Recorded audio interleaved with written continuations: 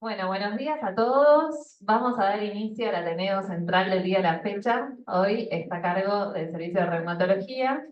Es un Ateneo muy interesante, de un caso muy particular. La idea es que participen lo más posible para ir pensando entre todos, ¿sí? Discutiendo.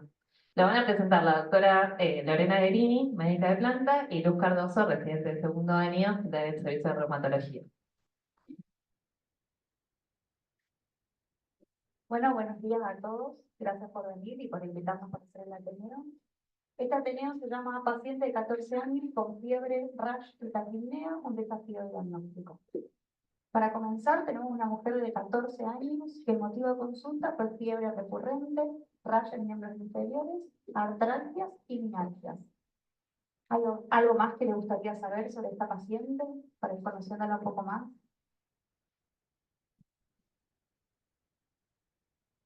¿Algo que preguntarían? ¿Qué más? Algo del motivo de consulta, por ejemplo. Bueno, fiebre cuando había tocado. Perfecto. Las características de la fiebre. No quiero hablar. Perfecto. La cartera genial que estaban haciendo ejercicio, ahora que empeoraban a la mañana, o que empeoraban con el reposo o con el ejercicio. Perfecto. También, ahí vamos a ver.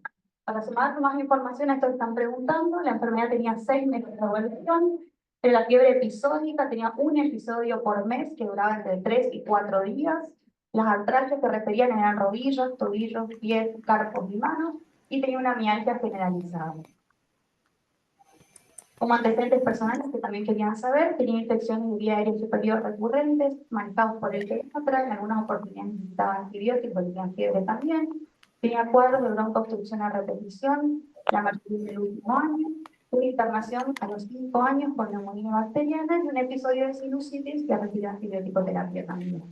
Traía un laboratorio, que era este que está acá, tenía 9.000 blancos, con una fórmula de 73 neutrófilos y 18 linfos, una hemoglobina de 12,3, 330.000 plaquetas, una PCR de 75, una orina normal. Y por este episodio de sinusitis le habían pedido esta placa donde ven el nivelamiento de los senos paranasales. Al examen físico, cuando la conocemos a la paciente, estaba febril, asténica, tenía inyección con fiebre, lesiones purpúricas en miembros inferiores que eran palpables, por un rayo temático a raíz de los miembros superiores del abdomen, como ven ahí en la imagen. Estaba taquipnéica, presencia de sibilancia y rally aislado a la ocultación. Con esta información que tenemos hasta ahora, ¿solicitarían algún estudio complementario para seguir estudiándola a la paciente? Otra una consulta antes. ¿La mialgias y artralgias seguían también una distribución temporal episódica o fue persistente desde los 6 meses de evolución del cuadro? Eran persistentes. Obviamente empeoraban con la fiebre, pero tenían persistentes. Y 6 meses tuvo la misma tomando. ¿Y tuvo otros estudios de orina, además del que vos mostraste? No. No, solo eso traía, nada más. Algo que soliciten, que se les ocurra.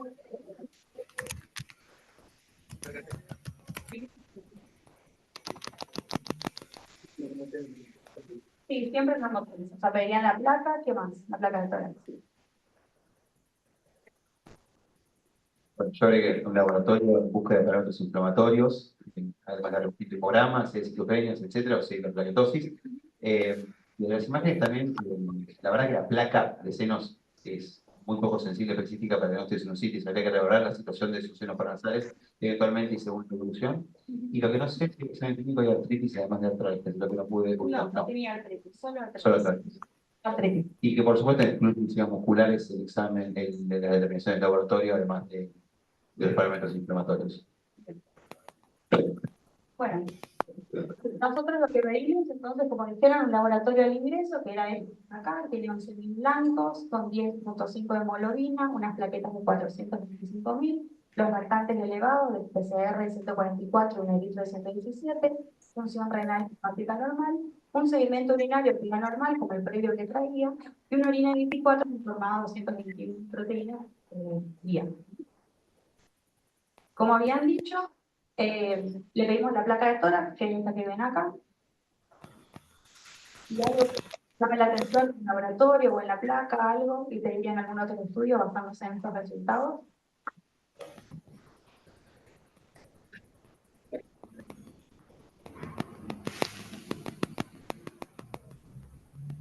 Y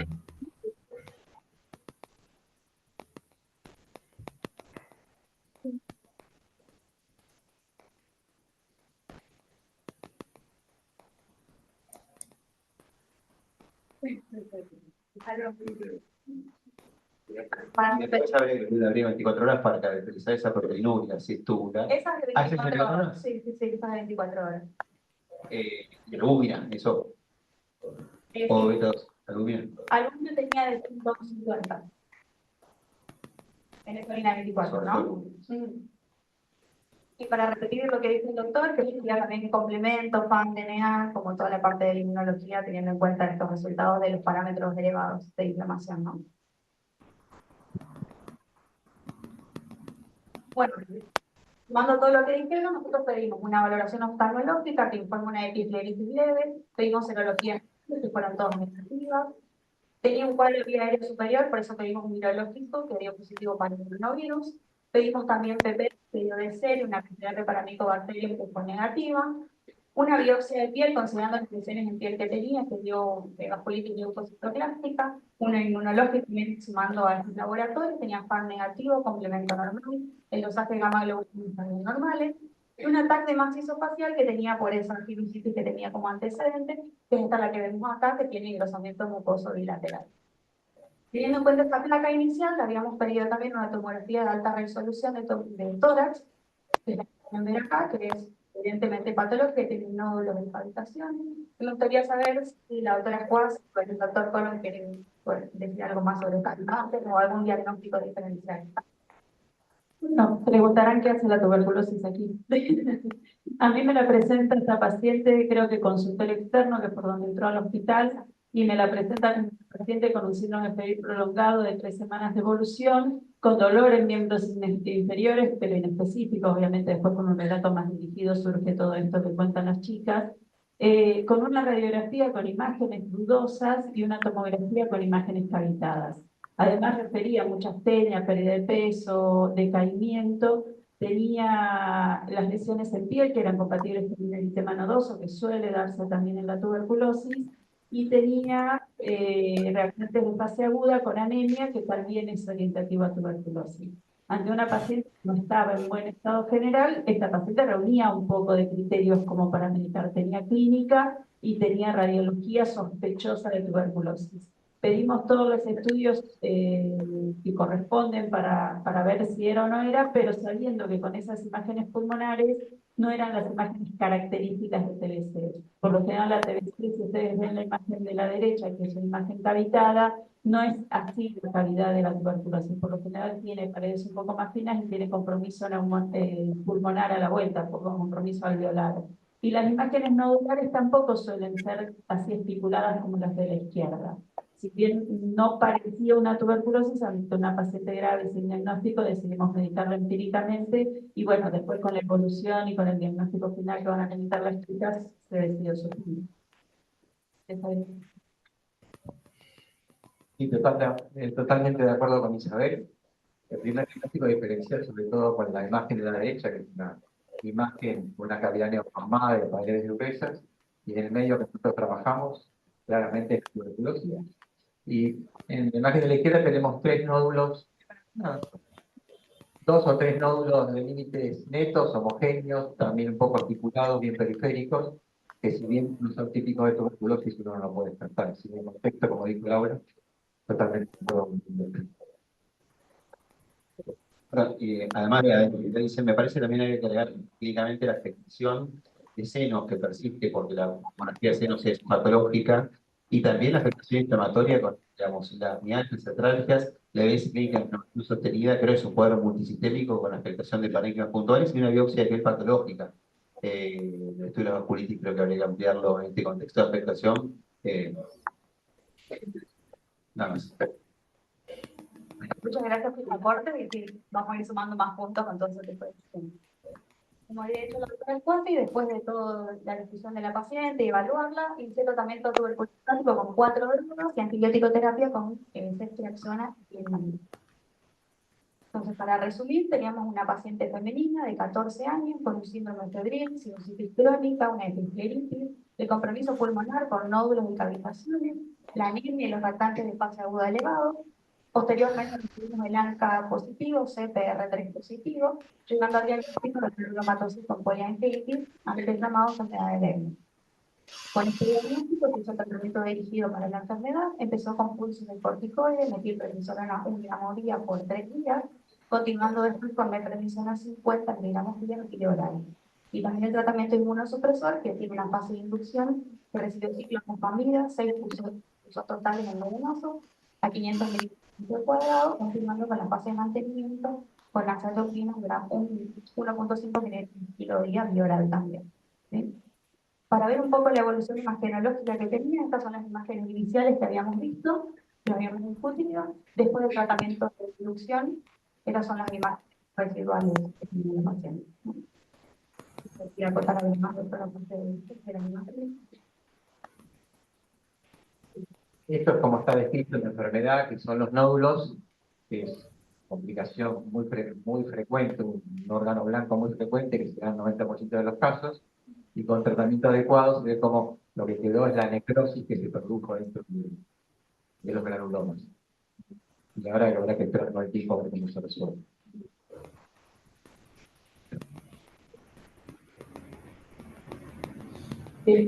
Quería comentar también que uno para hacer diagnóstico de tuberculosis, cuando hace un diagnóstico clínico epidemiológico de tuberculosis, también puede ver la evolución de la enfermedad. La diferencia entre las dos tomografías, si no me recuerdo mal, es de un mes de tratamiento inmunosupresor. Es muy poquito. La diferencia con dos es más tiempo porque recibió 6 pulsos. Ah, bueno, pero hay una tomografía entonces en medio que tiene lesiones ya casi resueltas, con muy poquito tiempo de tratamiento antituberculoso. Creo que eran 15 días porque hizo una hepatotoxicidad, hubo que suspenderlo, etcétera. La tuberculosis no evoluciona a curación tan rápido tampoco, y las imágenes menos todavía. Esas imágenes podríamos llegarlas a ver al alta de un tratamiento de 9 meses, no al poquito tiempo de un tratamiento de 15 días. ¿Sí? Eso también descarta la tuberculosis.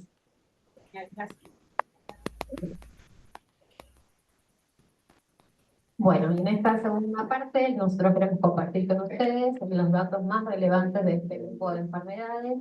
Como sabemos, este grupo es heterogéneo y se caracteriza por tener inflamación que es necrotizante de los pequeños y medianos vasos, como podemos ver, llega acá.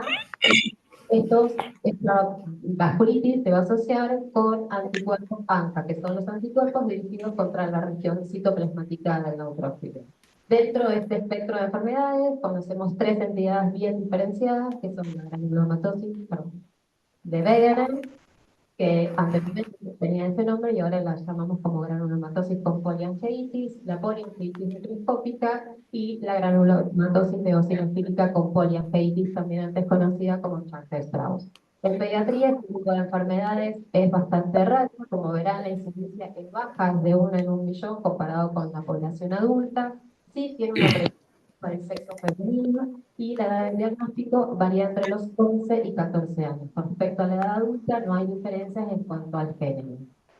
Como sabemos, en cuanto a su patogenia, vamos a tener un paciente que va a estar predispuesto genéticamente. Se sabe que hay ciertos alelos HLA que están más relacionados con aquellos vasculitis PR3, que son los HLA DQ, mientras que los HLA DP van a estar relacionados con los vasculitis MPO.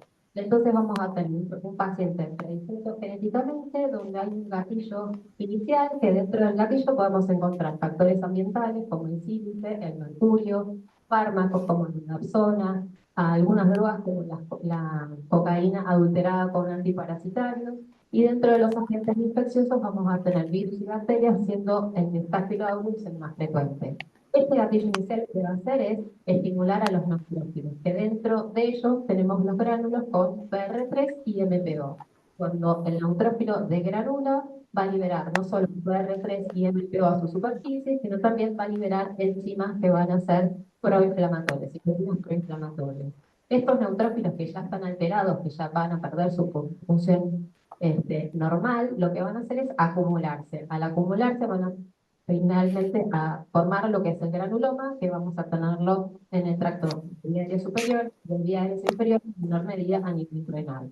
Esto neutrófilo que expone su superficie, tanto PR3 como MPO, va a llamar a los anticuerpos ANCA a adosarse a su superficie. Este inmunocomplejo es el que finalmente se va a depositar en lo que es el vaso, ya sea de pequeños vasos, ya sea capilar o arterial o venoso. Este complejo a nivel local va a generar una inflamación, activando a su actividad de complemento y en el puede tener trombosis y la necrosis es lo que vamos a encontrar en las biopsias cuando hacemos anatomía patológica. Es decir, que tenemos alterada no solo la inmunidad innata como la adaptativa, y hasta no poner un tratamiento, toda esta inflamación va a ser constante.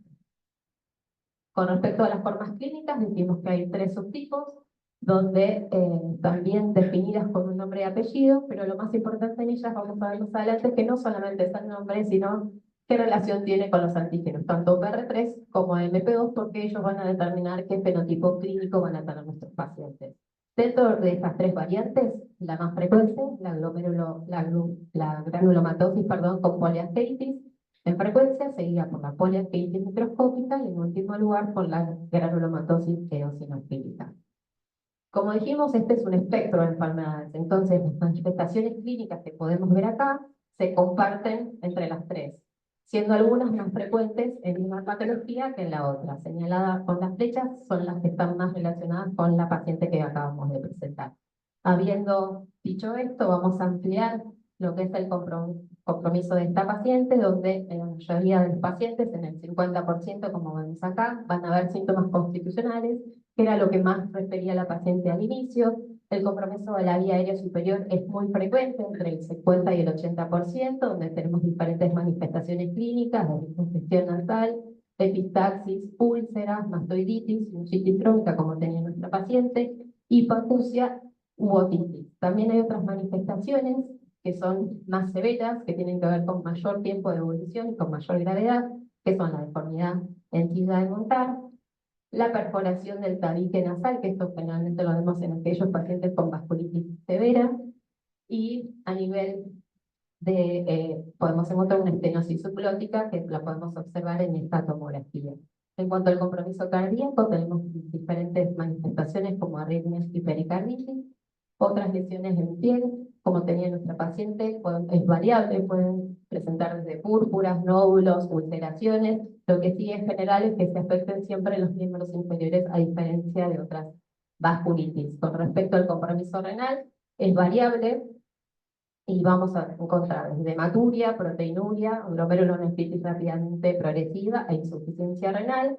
A nivel ocular, la conjuntivitis y la epidermititis, como tenía nuestra paciente, y el compromiso pulmonar, como decía recién el doctor, es una de las manifestaciones más frecuentes en esta enfermedad, entre el 70 y el 90% las pueden presentar, y dentro de los síntomas podemos tener la hemorragia pulmonar, nódulos y cavitaciones, pleuritis, infiltrados intersticiales, e incluso puede haber combinación de estas manifestaciones. Cuando estas manifestaciones nosotros pedimos imágenes, podemos encontrar en la radiografía de tórax, desde nódulos hasta opacidades difusas, y si esta imagen la podemos ampliar en una tomografía, vamos a encontrar desde lesiones nodulares que son múltiples, de pequeño y de mayor tamaño, hasta cavitaciones grandes, como vemos acá. Esta es una tomografía del adulto, donde en general los nódulos y las cavitaciones suelen ser más grandes, pueden llegar a tener hasta 10 centímetros, mientras que en los niños el tamaño puede ser hasta 4. Y también, como vemos acá, pueden convivir desde opacidades alveolares, que corresponden a hemorragias, con nódulos y cavitaciones también. Entonces, como dijimos, estas son vasculitis que están asociados a los anticuerpos ANCA, que estos anticuerpos son anticuerpos contra el citoplasma de neutrófilos. Y en general podemos reconocer 2 tipos de ANCA: los ANCA-C, que son los citoplasmáticos, y los ANCA-P, que son los perinucleares. Estos se determinan con técnicas de inmunofluorescencia y son específicos con esta técnica. Estos ANCA, como dijimos, se van a poder adosar o al PR3 o a MP2. Esa especificidad es lo que nos va a determinar a nosotros el compromiso clínico que va a tener nuestros pacientes. La determinación que un paciente sea PR3 o MPO positivo está hecho con la técnica de ELISA, que es altamente sensible. Esto no lo comentamos, pero en nuestra paciente no teníamos anticuerpos ANCA para poder dosar, pero sí se podía hacer ELISA para dar la especificidad. Entonces eso nos ayudó un montón para llegar al diagnóstico de esta paciente.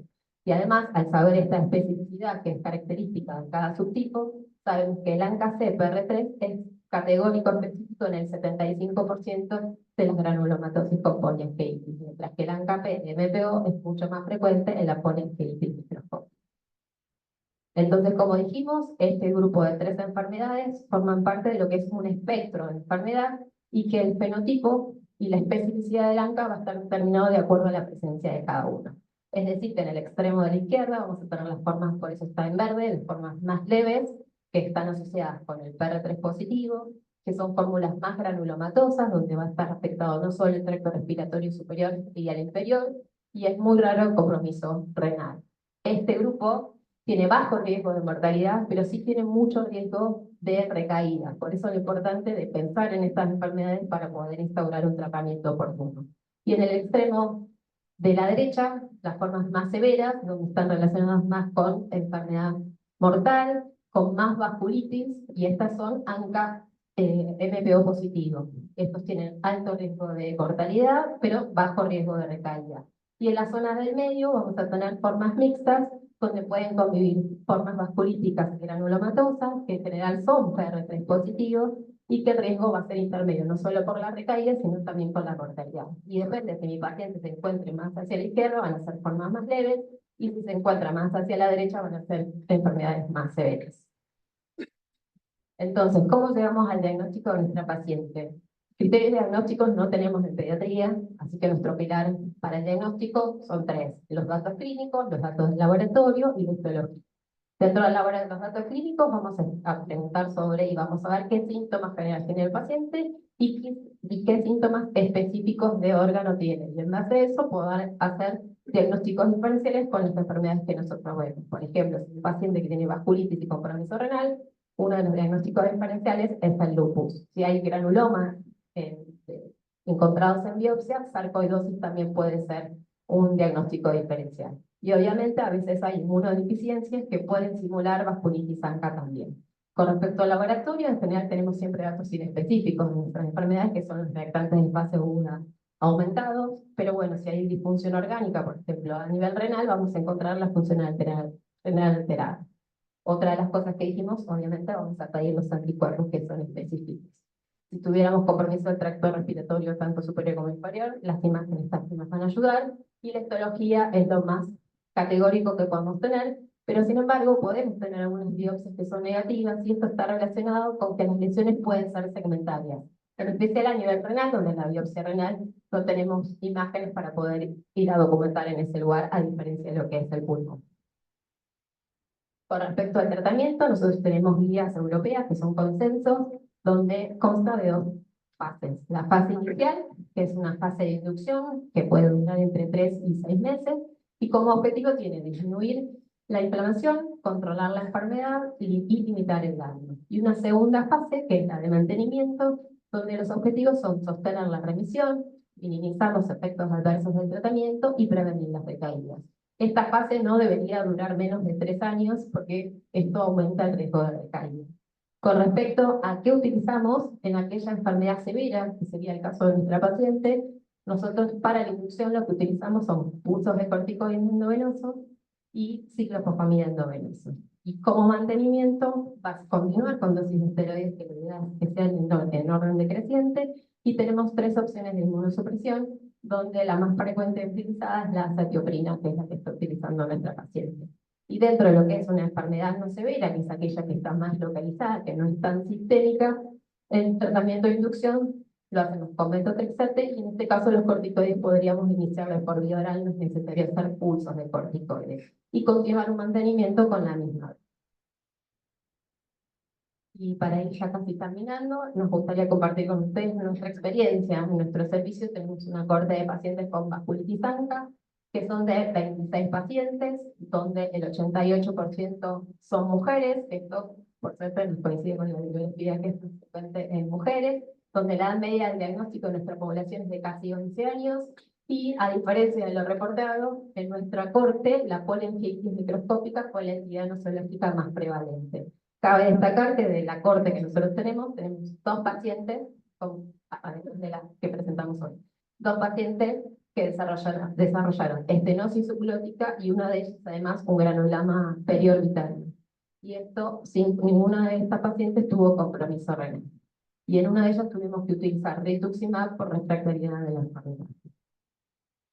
Y entonces, ¿cuándo debemos sospechar una vasculitis sistémica? Obviamente es fundamental hacer una historia clínica completa y ir en busca de lo que es el interrogatorio dirigido y el examen físico buscando aquellos síntomas que están relacionados con los síndromes vasculíticos.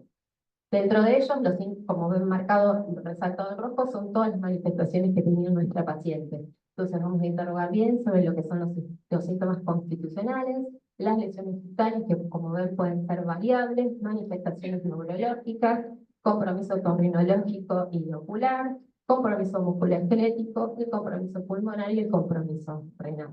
¿Y por qué decimos nosotros que es importante conocer estas vasculitis sistémicas? Porque son un grupo bien heterogéneo clínicamente, que pueden comprometer distintos órganos y sistemas, y porque además las vasculitis más frecuentes que ven ustedes, que son la vasculitis por IgA y Kawasaki, que generalmente son autolimitadas, existe un grupo de vasculitis como son estas, que son mucho más graves, con una elevada mortalidad, donde el diagnóstico temprano y oportuno es lo que nos va a impactar directamente con el diagnóstico de la enfermedad.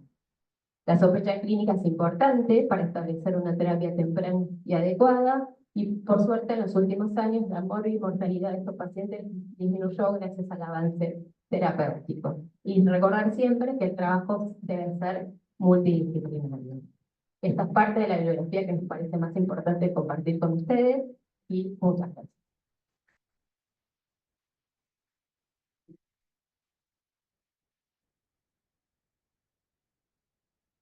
¿Algún comentario? ¿Alguien quiere preguntar algo?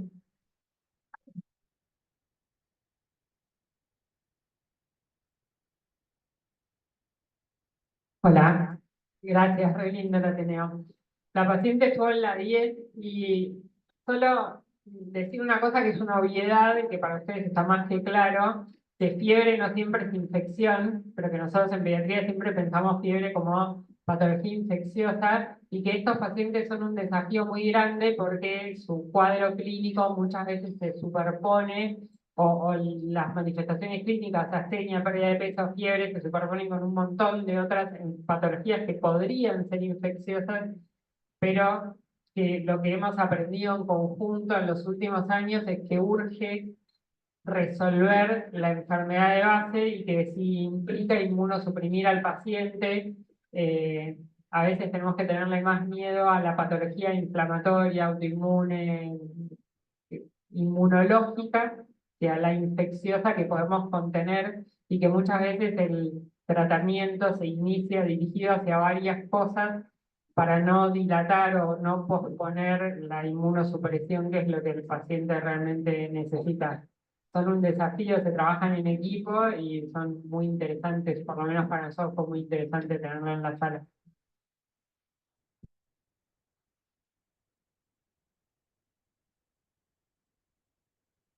Gracias, Laura. Coincido totalmente con vos que son un desafío estos pacientes, requieren de un abordaje multidisciplinario, y uno de los motivos de discusión muy importante con la sala fue la realización de la biopsia, que para esta paciente la verdad que para nosotros era mandatoria, teniendo esas imágenes que si bien eran sugestivas y características dada la infrecuencia de la patología en la edad pediátrica, la verdad que nos hubiera gustado contar con esta biopsia. A nivel del seno, la verdad que el rédito iba a ser más bajo, si bien es cierto que cuando uno realiza una biopsia no siempre se va a encontrar la vasculitis y la necrosis.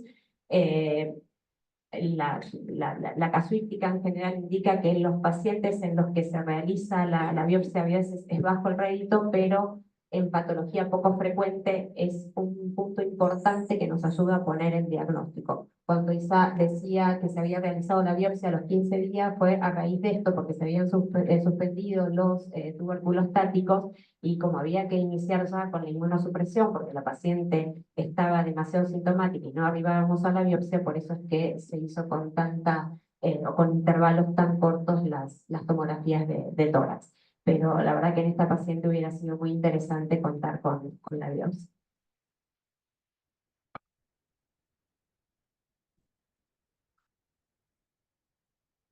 Bueno, Bueno, muchas gracias por el Ateneo, muy interesante. Nos volvemos a reencontrar en 2 semanas, así que los esperamos con la presentación del nuevo Codex.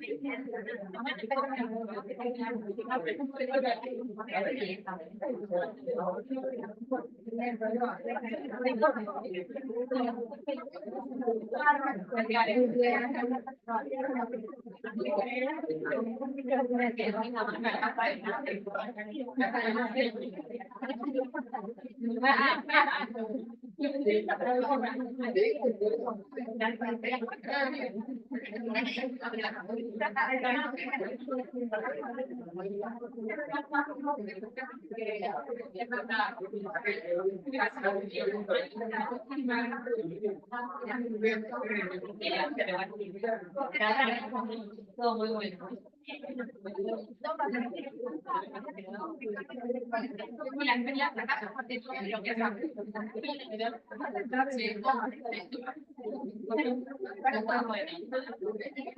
Igual esto acá ya lo puedo salvar. No, ahora porque después ya nos mandan a la computadora que tiene virus.